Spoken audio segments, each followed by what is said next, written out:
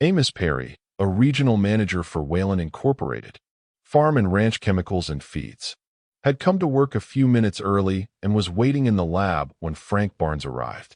He saw that the division's chief chemist was even more nervous than usual, so he invested a few minutes in soothing small talk before saying, "Frank, sales is beginning to push for that new hormone."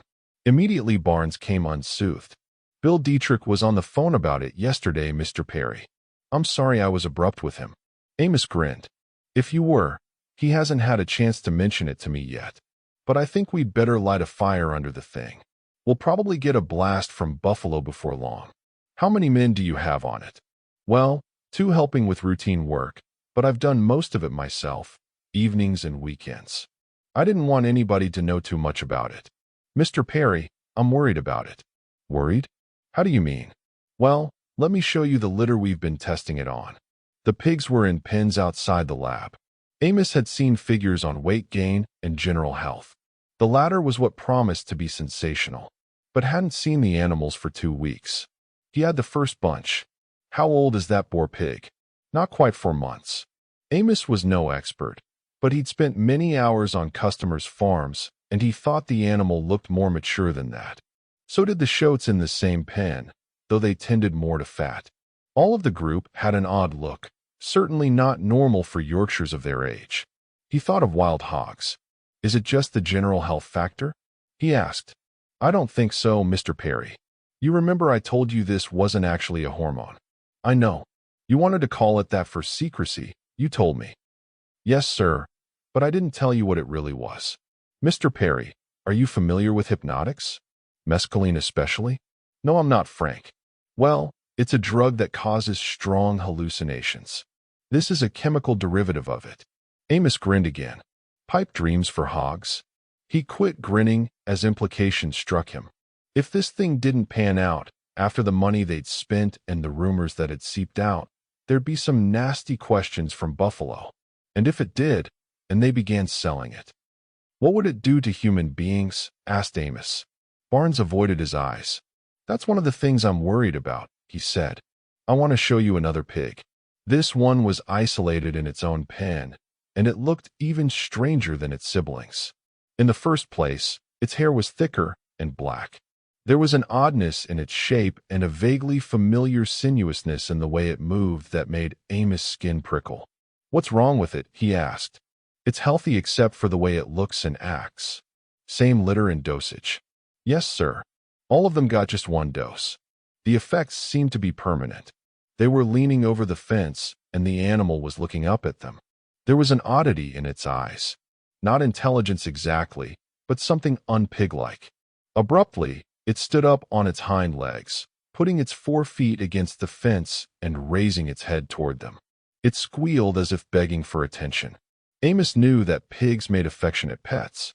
Drawn to it as well as repelled, he reached down and patted it, and the squealing stopped. It was standing too easily in that position, and suddenly Amos recognized what was familiar about it. He jerked his hand away, feeling a strong desire for soap and water. "How long's it been this way?"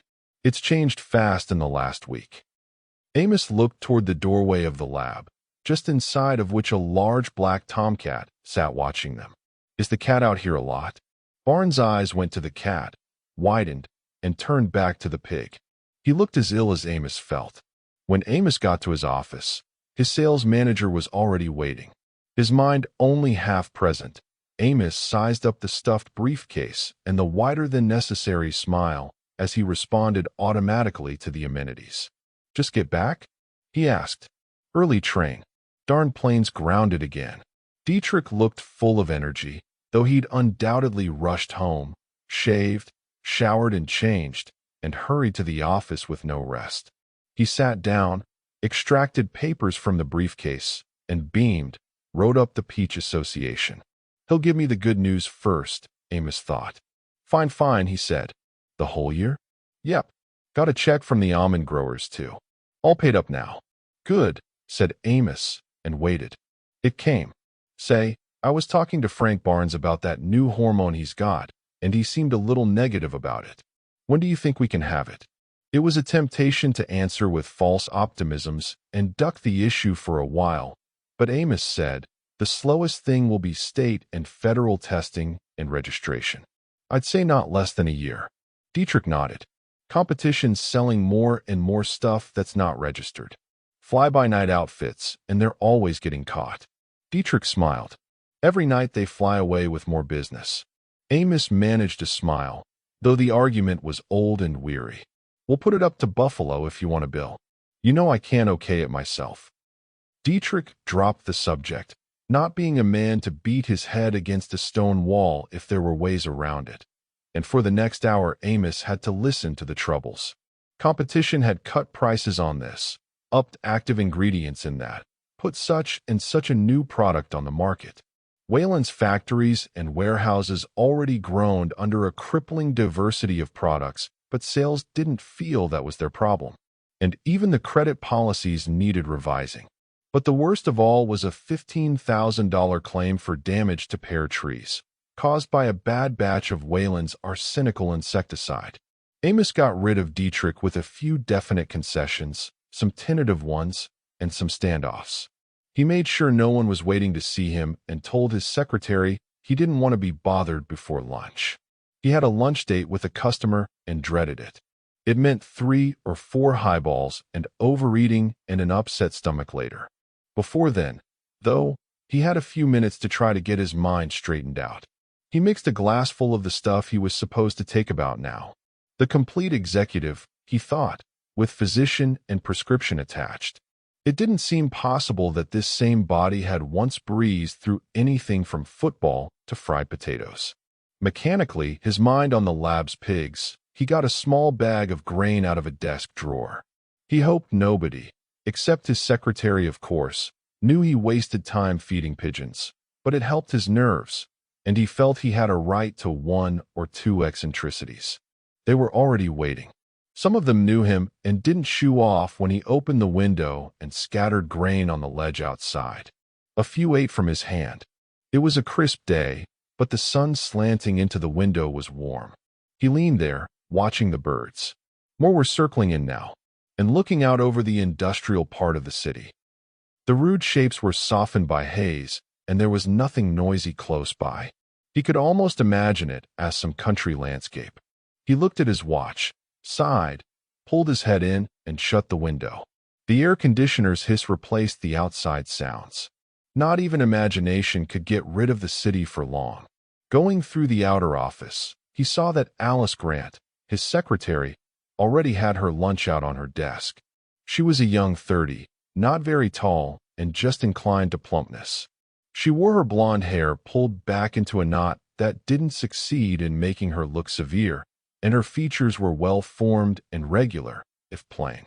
Amos noticed a new bruise on one cheek and wondered how long she'd stay with her sod of a husband. There were no children to hold her. I'll probably be back late, he said. Anything for this afternoon? Just Jim at 2:30 and the union agent at 3. The lunch didn't go too badly, lubricated as the customer liked it, and Amos was feeling only hazily uneasy when he got back. A stormy session with his plant superintendent jarred him into the normal disquiet. Jim Glover was furious at having to take the $15,000 claim, though it was clearly a factory error.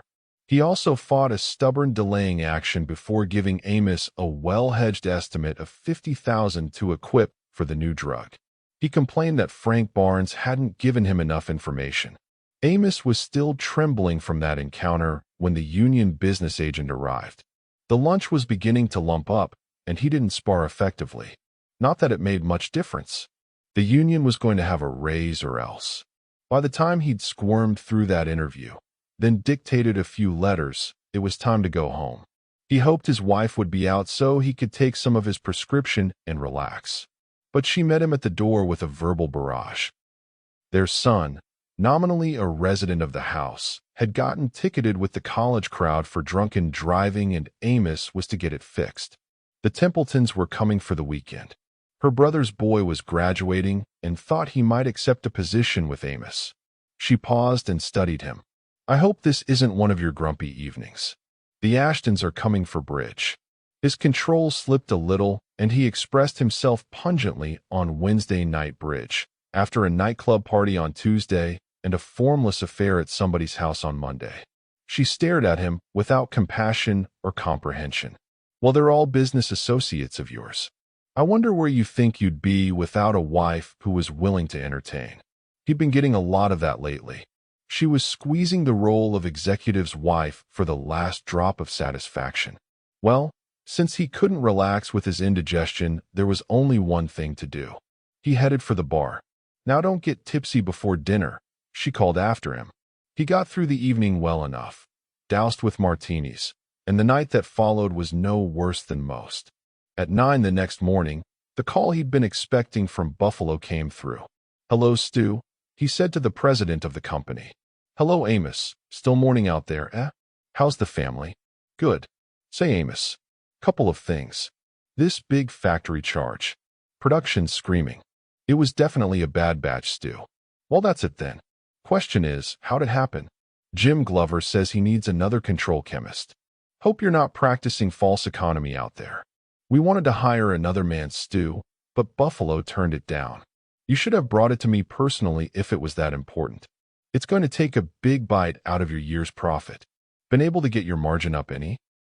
Amos didn't feel up to pointing out that sales wanted lower prices and the union wanted higher wages, so that the margin would get even worse. He described a couple of minor economies he'd been able to find, then mentioned the contract with the Peach Association. "Yes, I heard about that," said the president of the company. "Nice piece of business. By the way, how you coming on that animal hormone?" That was the main reason for the call, of course. Dietrich had undoubtedly phoned East and intimated that Amos was dragging his feet on a potential bonanza. "I was going to call you on that, Stu. It'll take a year to test and get registered, and Amos, I hope you're not turning conservative on us." The message was plain. Amos countered automatically. "You know me better than that, Stu. It's the legal department I'm worried about. If they set up a lot of roadblocks, we may need you to run interference. You know I'm always right behind you, Amos." "That's true," thought Amos as he hung up. Right behind me. A hell of a place to run interference. He knew exactly what to expect. If he tried to cut corners, the legal department would scream about proper testing and registration. Production would say he was pushing Jim Glover unreasonably, and everyone who could would assume highly moral positions astraddle the fence. A ton of paperwork would go to Buffalo to be distributed among 50 desks and expertly stalled. Not to mention that this was no ordinary product. He realized for the first time that the government might not let him produce it, let alone sell it, even as a minute percentage in feeds. If it was a narcotic, it could be misused. His buzzer sounded, and he was surprised when Mrs. Grant announced Frank Barnes. It was out of character for Frank not to make a formal appointment first. One look told Amos what was coming. He listened to Frank's resignation with a fraction of his mind, while the rest of it mused upon the purposeful way things were converging. Barnes stopped talking and Amos said mechanically, "You've been part of the team for a long time, Frank. It's especially awkward to lose you just now." It was banal, but it didn't matter. He wasn't going to change the man's mind anyway. He looked closer. The timidity was gone. So were the eyeglasses. A frightening thought struck him. "You've taken some of that drug." Barnes grinned and handed a small vial full of powder across the desk, along with a file folder. "Last night," he said. "Between frustration with the job and curiosity about this stuff, I yielded to temptation." Amos took the vial and folder. "What are these for?" "So you can destroy them if you want to. I've doctored up the lab records to make the whole thing look like a false alarm. You're holding all that's left of the whole program." Amos looked for signs of irrationality and saw none. "Do you feel all right?" "Better than you can imagine. But let me tell you what you're up against." "I can at least do that for you, Mr. Perry." "Thanks. Don't you suppose you could call me Amos now?" "Sure, Amos.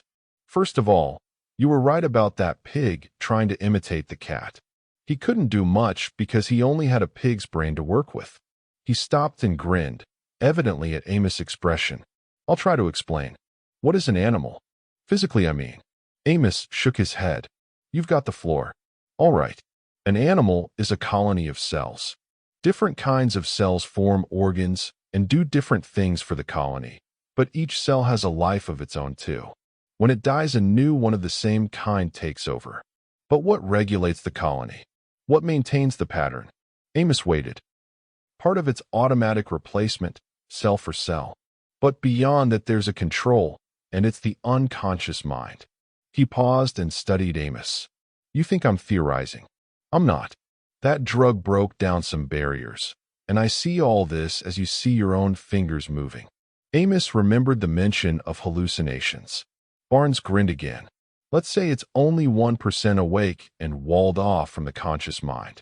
What would happen if something removed the wall and woke up the other 99%? Remembering the pig, it was impossible not to feel a cold seed of belief.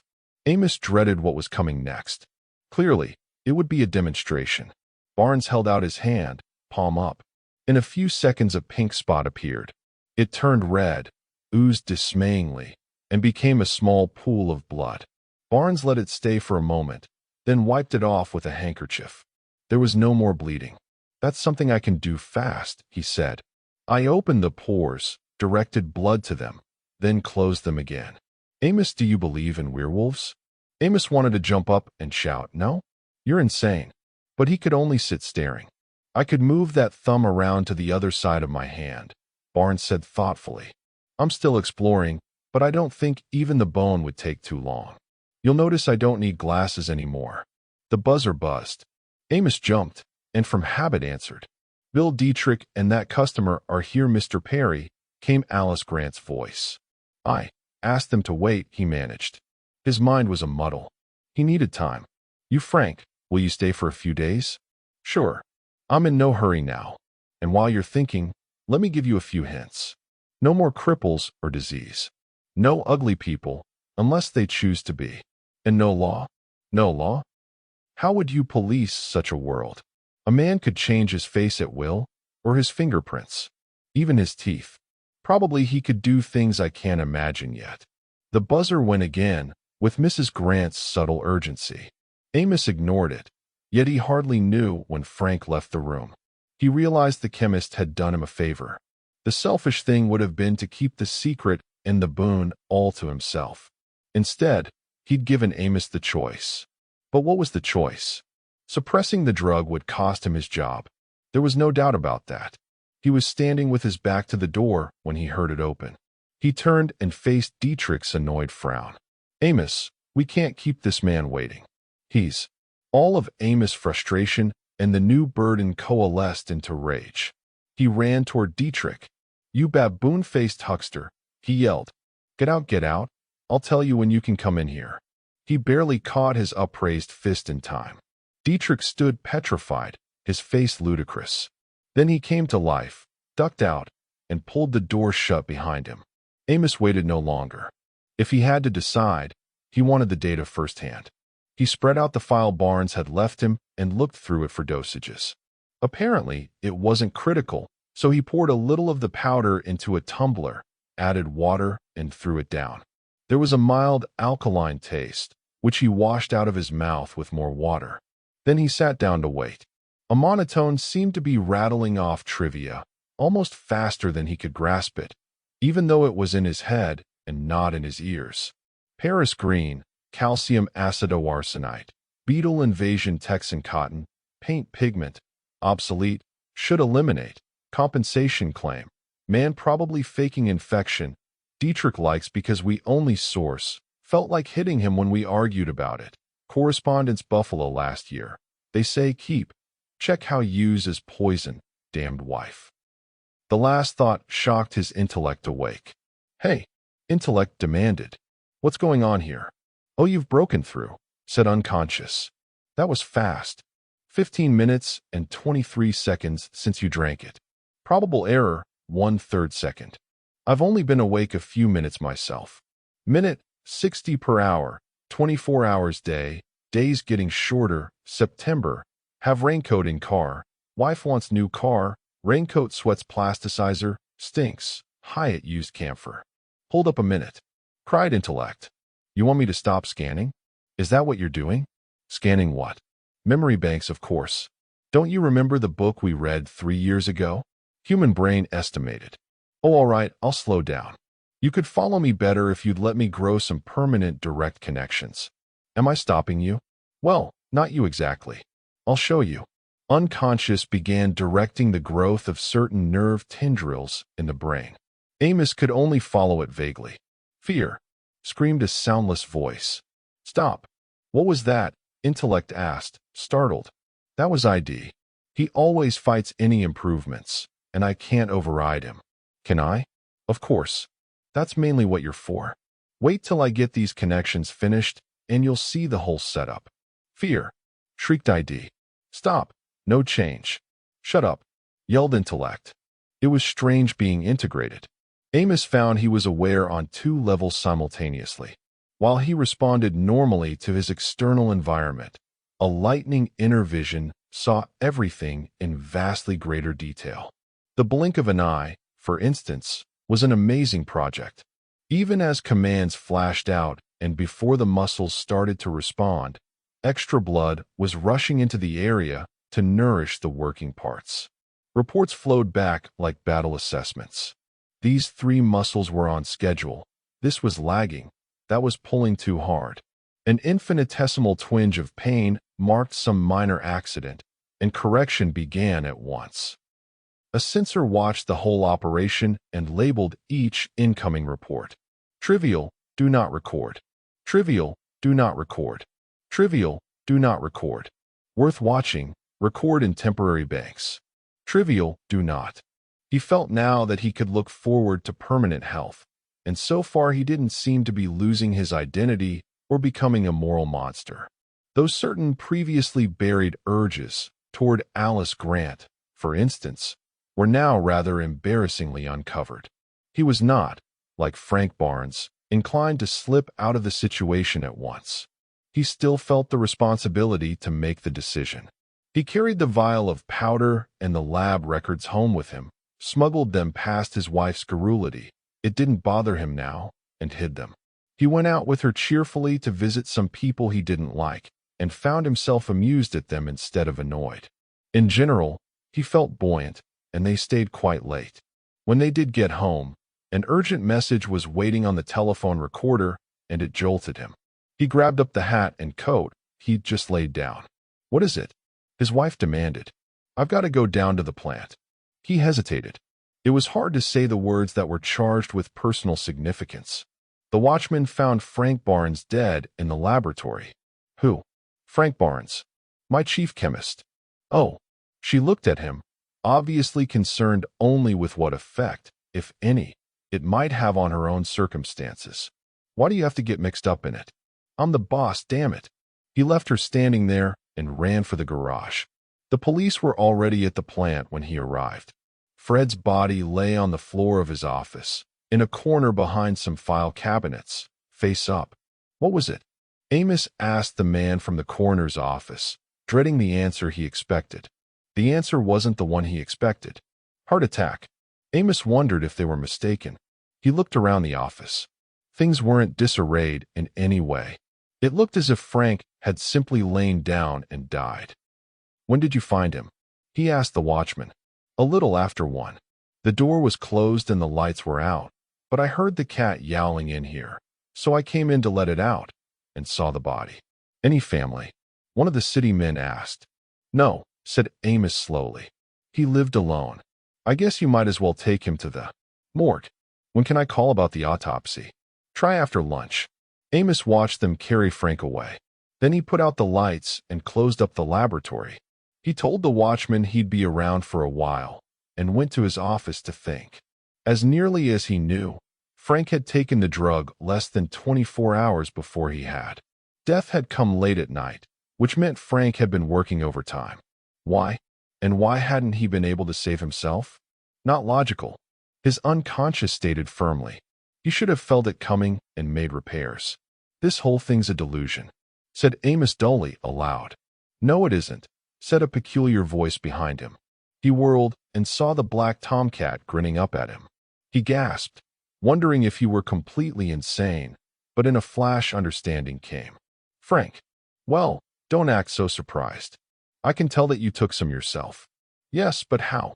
I thought it would be an easy life, and I want to stay around here and watch things for a while. It ought to be fun. But how? I anesthetized the cat and grew a bridge into his skull. It took 5 hours to transfer the bulk of my personality. It's odd, but it blended right in with his. But, your speech. I've made some changes. I'm omnivorous now too, not just carnivorous. Or will be in a few more hours. I can go into the hills and live on grass, or grow back into a man, or whatever I like. Amos consulted his own inwardness again. Is this possible? Can a human mind be compressed into a cat's brain? Sure, said Unconscious. If you're willing to junk all the excess. He thought about it. So you're going to stay around and watch, he said to the cat. No, Frank. An intriguing idea. My family's taken care of, and nobody'll really miss me. Except Alice Grant, said Frank cattily. I've seen the way you look at her. The cat part of me has, I mean. And she looks back too, when you aren't watching. Well, said Amos. Maybe we can do something there too. His own metamorphosis took a lot longer than 5 hours. He had a much bigger job of alterations to finish. It was nearly 2 months before he got back to the plant. He peered in through the window at Dietrich, who'd inherited Amos' old office. Dietrich was chewing out a salesman. Amos knew what would be happening now. Derek's ambitious but unsound expansion would have gotten the division all tangled up. In fact, with his sharp new eyes, Amos could read part of a letter from Buffalo that lay on the desk. It was quite critical of Dietrich's margin of profit. The salesman Dietrich had on the carpet was a good man, and Amos wondered if he was to blame for whatever it was about. Maybe Dietrich was just preparing to throw him to the wolves. A man could hang on a long time like that, shifting the blame to his subordinates. The salesman was finally excused, and Dietrich sat alone with all the frustration and selfish scheming playing on his face. No, Amos thought, I'm not going to turn this drug loose on the world for a while. Not while there are people like Dietrich around. There were no other pigeons on the window ledge except himself and Alice. The rest had stopped coming when Amos disappeared and the feeding ended. For that matter, they tended to avoid him and Alice, possibly because of the abnormal size, especially around the head, and the other differences. He noticed that Alice was changing the color of her feet again. Just like a woman, he thought fondly. Come on, pigeon, he said, let's go somewhere else. This tightwad Dietrich isn't going to give us anything to eat.